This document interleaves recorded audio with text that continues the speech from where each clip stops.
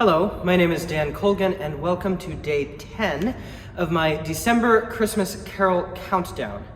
The carol I would like to look at today is Go Tell It on the Mountain. You'll notice that I'm down here at the piano rather than at the organ, simply because the piano's probably a little better suited to this carol than the organ. I'd like to start today by looking at the verse of this carol. The part that goes, "When I was a seeker, I sought both night and day. I asked the Lord to help me, and he showed me the way." This was its own standalone song. As you may have guessed, it was an African-American spiritual. We don't have very many specifics as to exactly where it came from or when it was used, but we do know that it was taken by a man by the name of John Wesley Work, spelled W-O-R-K.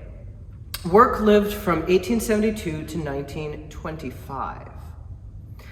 He was born in Nashville, Tennessee, and received a number of degrees and ended up being the chair of the history and Latin departments at Fisk University in Nashville. He, along with his brother Frederick Jerome, had a great interest in spirituals and slave songs. They collected, wrote down, and published quite a number of them together. Go Tell It on the Mountain was one of those.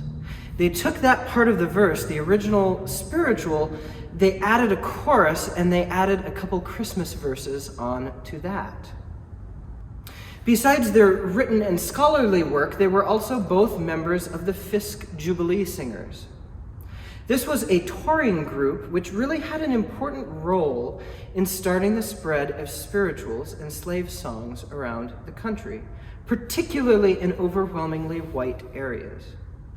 Now, this was 1901, and up until this point, the only so-called black music, which most people had heard, were these minstrel songs, which were sung by white people in blackface, and were really quite nasty.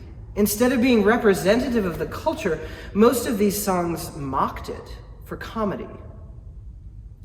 But enter in the Fisk Jubilee Singers.